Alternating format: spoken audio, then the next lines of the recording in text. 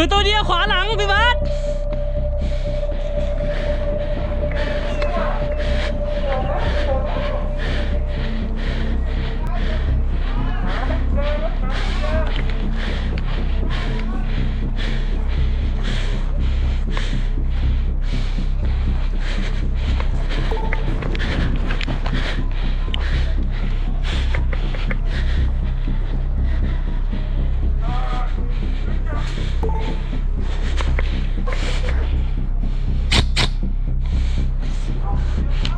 โทษตรงกลางพ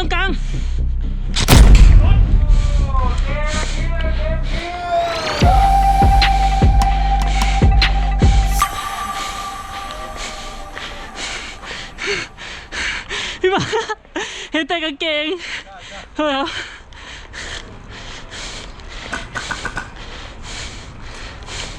แล้วก็เอฟเอสอยู่เป็นฝั่งเดียวกันใช่ป่ะจัดไปแล้ว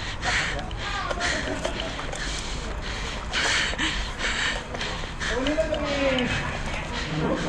รางวัลที่เป็นรางวัลให้อีกหนึ่งหล่อประจำค่ำคืนอีก2 นายนะครับจะเป็นโค้ชบอลมากนะครับหลุดที่ฮอตที่สุดในวันนี้1 คนนะครับแล้วก็หนุ่มที่แต่งตัวได้โฟมเกียร์ที่คอนที่สุด1 คนนะครับวันนี้นะวันนี้ใครใส่โฟมเกียร์มารับรางวัลนะครับเกียร์มานะครับรับรางวัลนะครับแล้วก็อีกคนนึงนะครับเป็นคนที่ป๊อปที่สุดในวันนี้นะครับกรรมการไม่มีสิทธิ์ได้นะผมกับรายการกดนะครับถึงเราจะหลอกยังไม่ลงก็หลอกให้หนึ่งกดนะครับ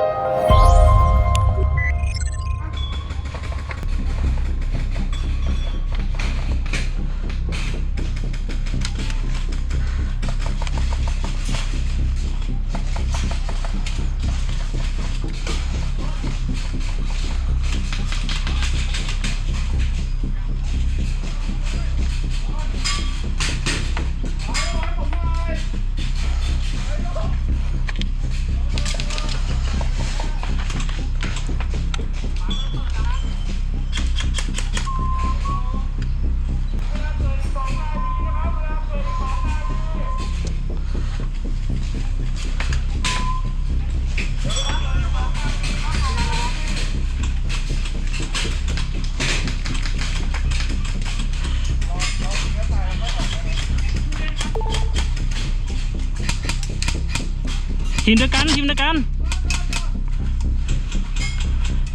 ได้อึ๊บ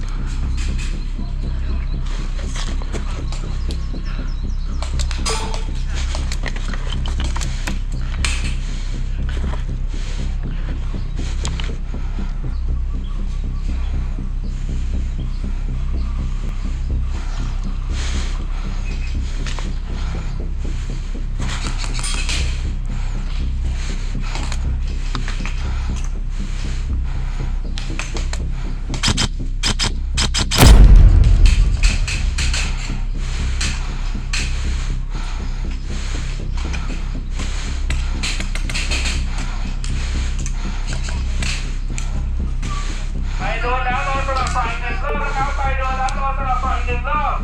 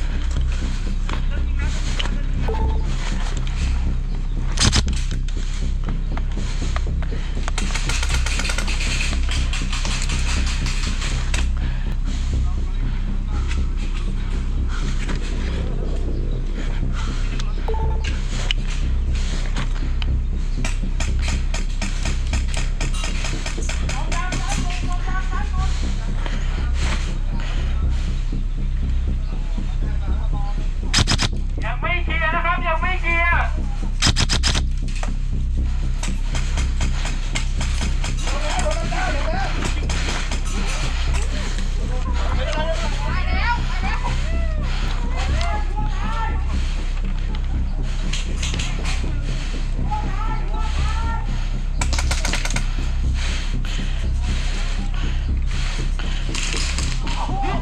โด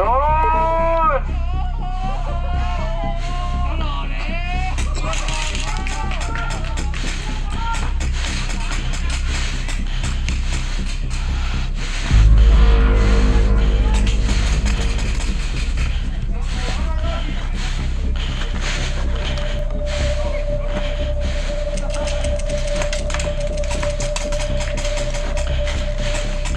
พี่วัดดูขวาให้หน่อยนะ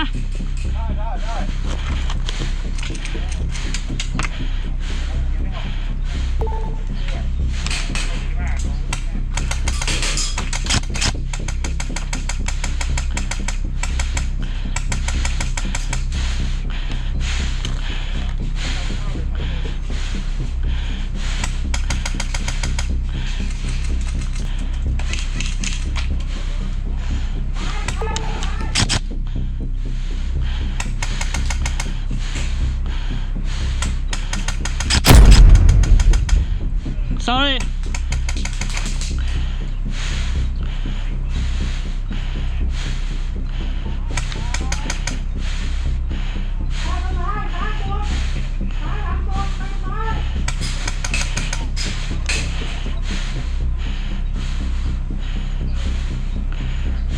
ขอบีบเวลา1 นาทีนะครับ บีบเวลา1 นาที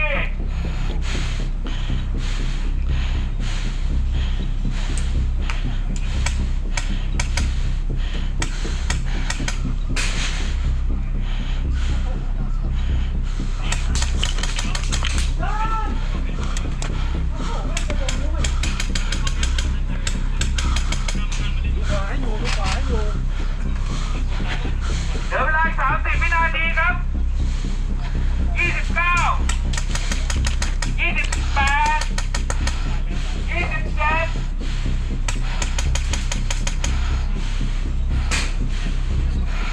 บังเกอร์เขียวบังเกอร์เขียวขวา 20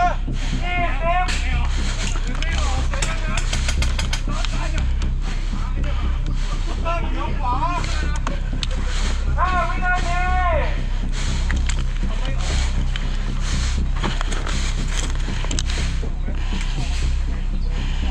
10 วินาที 9 8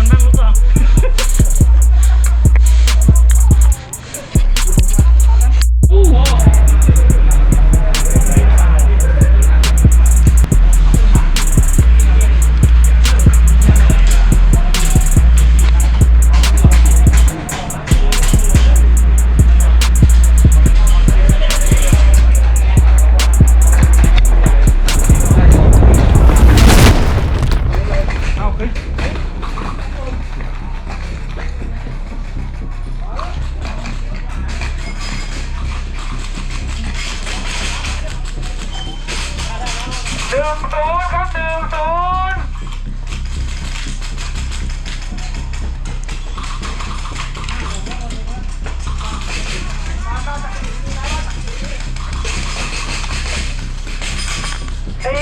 ครับ41ทหาร4พลเมือง1ทหาร4พลเมือง1พลเมือง2ทหาร4พลเมือง2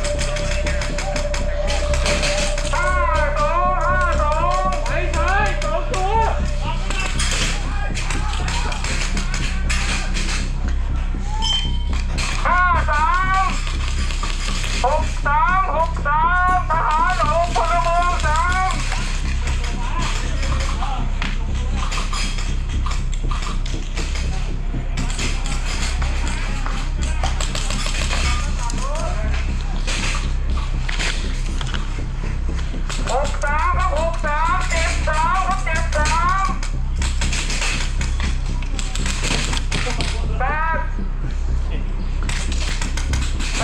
บ63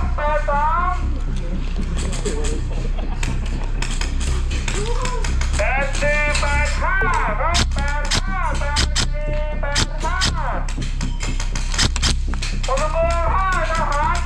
ไม่โดนได้ไงวะ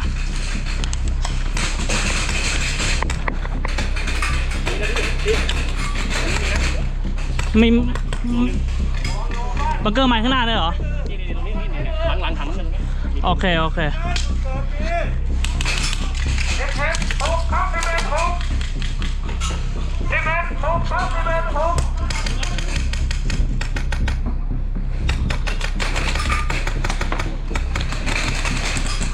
บ้านซ้ายมือดีนะครับ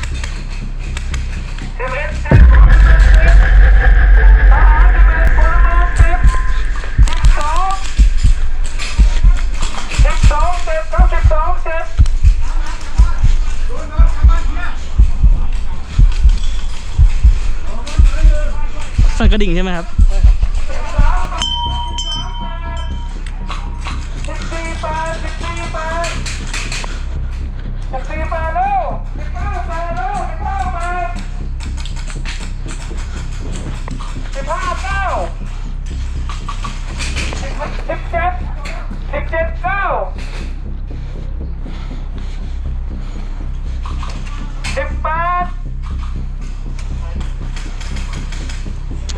17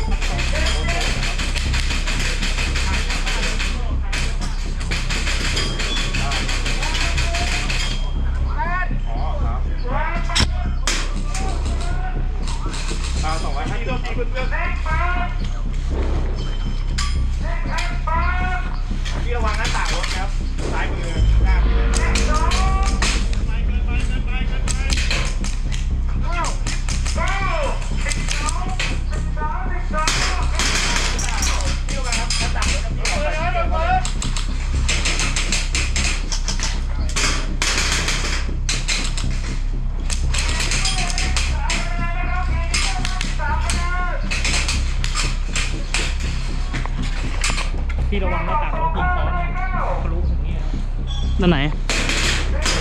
เฮ้ยผมอัพอยู่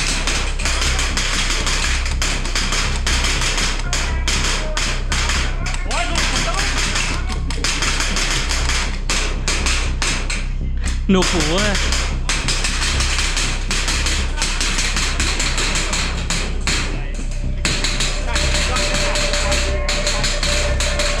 ช่องหน้าต่างรถ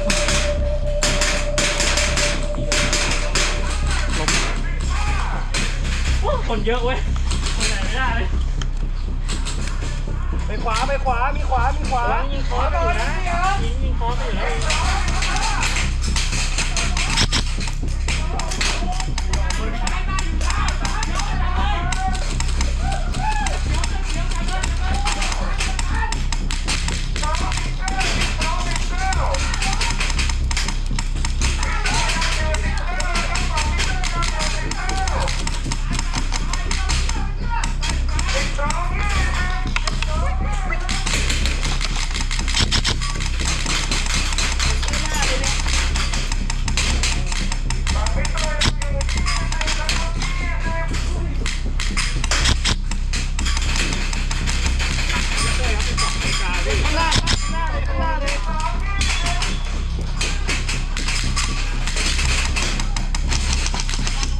ผมพออยู่อ่ะ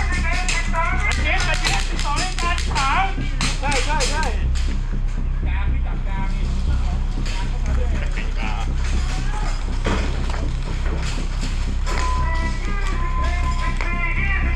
สวยครับสวยงามอีก4 ตัวให้ได้อีก4 ตัว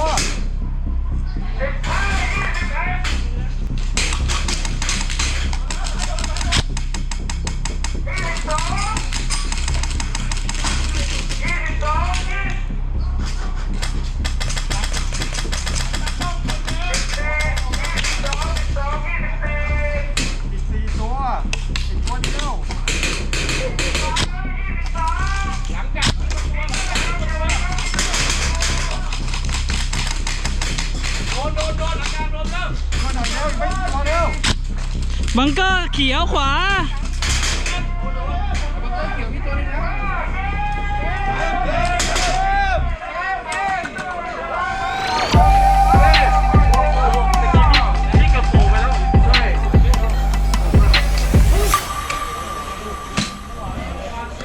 มันใช่ไหม